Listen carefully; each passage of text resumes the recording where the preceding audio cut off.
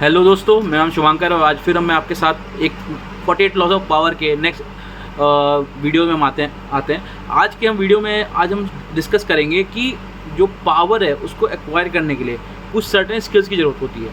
वो certain skills क्या हैं उसके बारे में हम जानेंगे और वो कैसे आते हैं इसके बारे में हम जानेंगे कुछ एग्जांपल्स के साथ। देखिए, पावर को एक्वायर करने का जो गेम है ना, उसमें आप एक सिंगल पर्सपेक्टिव से अपने लाइफ में नहीं चल सकते।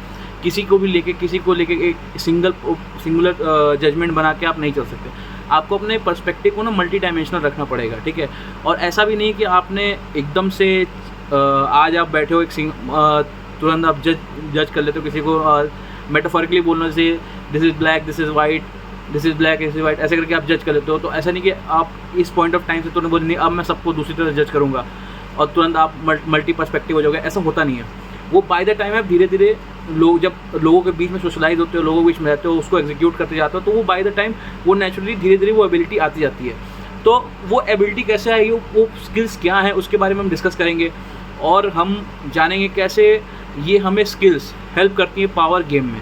ओके, तो शुरू करते हैं। जो मोस्ट इम्पॉर्टेंट स्किल है पावर को एक्वायर करने के लिए, जो पावर को एक्वायर करने में एक फाउंडेशन का काम करता है, वो अपनी इमोशन को कंट्रोल करने की एबिलिटी होता है क्या कि हम किसी सिचुएशन में हैं, लोगों के बीच में हैं और हम बहुत ज़्यादा इमोशंस जैसे बहुत गुस्सा आना, एंगर, किसी प्यार आना या किसी बहुत दुख होना, अगर हम इसको बहुत ज़्यादा हम तुरंत ही व्यक्त कर देते हैं, अपने बहुत ज़्यादा एक्सप्रेस कर देते हैं, तो होता क्या कि एक आपको लगता है कि एक टेम्परेरी सेटिस्फेक्शन मिल गया है। और एक्चुअली होता क्या है, अगर इसको पावर एक्वायर करना है तो वो आपके लिए एक ब्लंडर भी उस पॉइंट ऑफ टाइम पे क्रिएट कर सकता है। हो सकता है कुछ स्ट्रैटेजीज होंगी, आपने लोगों के मन में कोई अपना परसेप्शन बना रखा है, आप डिसेप्टिव तरीके से लोगों को एक अपनी दूसरी इमेज दे रहे हो ताकि एक पावर गेम में आप बने रहो। ओके, तो ये एक ब्लंडर भी क्रिएट कर सकता है। तो एबिलिटी टू कंट्रोल इमोशन एक बहुत इंपॉर्टेंट स्किल है अपने पावर गेम में।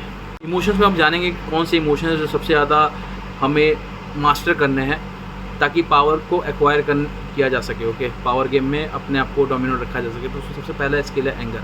एंगर एक ऐसा इमोशन है, इसको एक्वायर करना, इसको मास्टर करना बहुत ज़्यादा ज़रूरी है।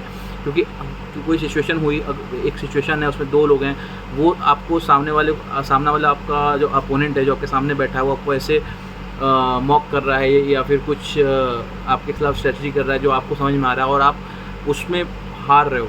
ठीक है, आप बहुत ज़्यादा गुस्सा होते हो, बहुत ज़्यादा आपको चिड़चिड़ापन होता है, फ्रस्ट्रेट होते हो, आप अपने गुस्से को आप क्या कहते हैं एक्सप्रेस कर देते हो। तो वो जो अपोनेंट होता है वो इस बात का इंतजार कर रहा था कि ये अपने गुस्से और फ्रस्ट्रेशन को एक्सप्रेस करे। उससे होगा क्या, इसका एक रिपल इफेक्ट आएगा। आप अपने जो आपके खिलाफ जो या आपके अगेंस्ट में जो स्टेप्स लिए जा रहे हैं, आप उसको कैसे काउंटर करना है, उसके स्टेप्स नहीं सोच पाते हो और फ्यूचर नहीं सोच पाते हो।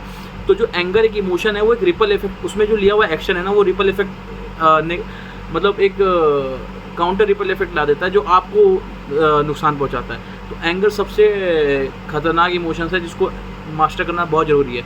अगर कोई सिचुएशन ऐसी आती है और मोस्टली क्या होता है कि आपके सामने जो बैठा है वो जो आपका अपोनेंट वो क्या करता है, वो ऐसे आपको फ्रस्ट्रेट करने के, आपको चिड़चिड़ा करने के लिए, आपको गुस्सा दिलाने की कोशिश करता है, क्योंकि उसको पता है इसको गुस्सा आएगा तो ये कुछ ऐसे स्टेप्स लेगा। देखो, उस पॉइंट ऑफ टाइम पे करना क्या है, एकदम गुस्सा करने की जगह आप उससे और दोस्ताना व्यवहार करो, क्योंकि उससे होगा क्या, वो ऑफ गार्ड रहेगा। ऑफ गार्ड होने से होगा क्या कि वो बिल्कुल भी रिलैक्स होगा कि उसने जो भी आपके किया है, मॉक करते हुए ऐसी आपको गुस्सा देने की कोशिश की है, आपको उससे कोई फ़र्क नहीं पड़ा है।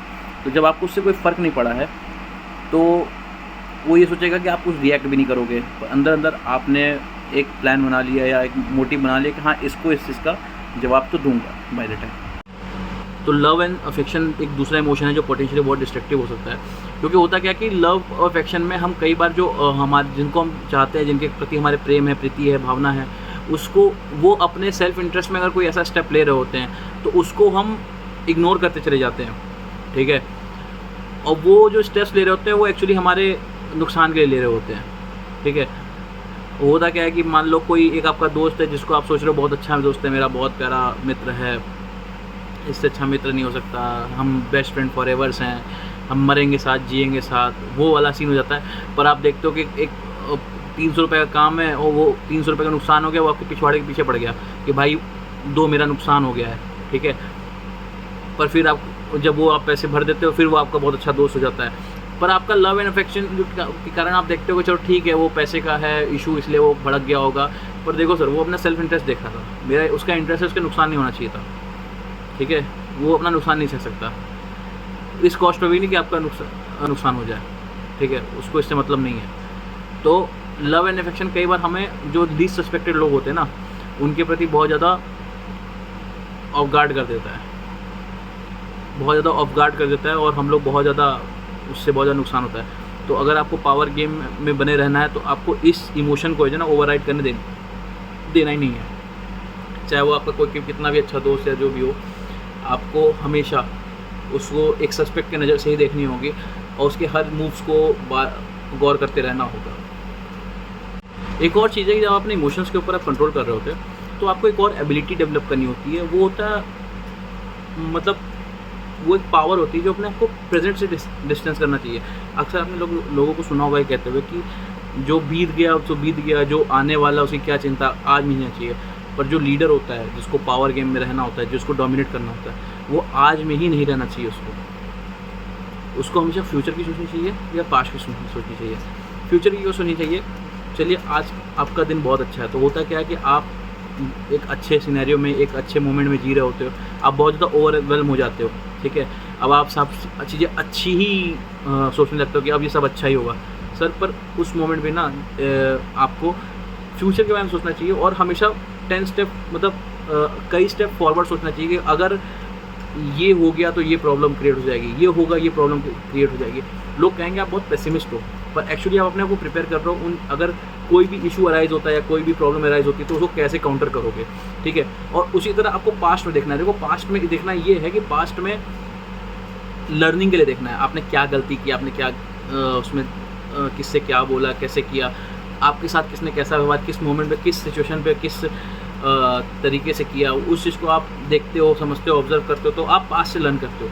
तो ये जो एबिलिटी है प्रेजेंट में रहते हुए भी आप फ्यूचर और पास्ट दोनों को देख रहे होते हो, ये एक इमोशन को कंट्रोल करने के लिए बहुत अच्छी एबिलिटी होती है। देखो एक इंडियन फिलॉसफी में हमारे बहुत जगह पे कहा जाता है कि हमेशा खुशी या दुख में समभाव में रहना चाहिए।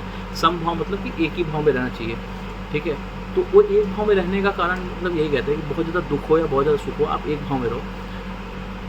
उसको थोड़ा सा एक्सटेंड करके आप ऐसे समझ सकते हो जो 48 लॉज ऑफ पावर में कहता है कि आप फ्यूचर में क्या प्रॉब्लम, लीडर के लिए सिर्फ, ठीक है, कि फ्यूचर में क्या प्रॉब्लम हो सकती है उसको कैलकुलेट करो और पास्ट में आपने क्या गलती की उसको असेस करो, ठीक है, उससे सीखो और जो अगर अच्छा समय चल रहा है तो वो उस तरह से कंटिन्यू रहे, ठीक है।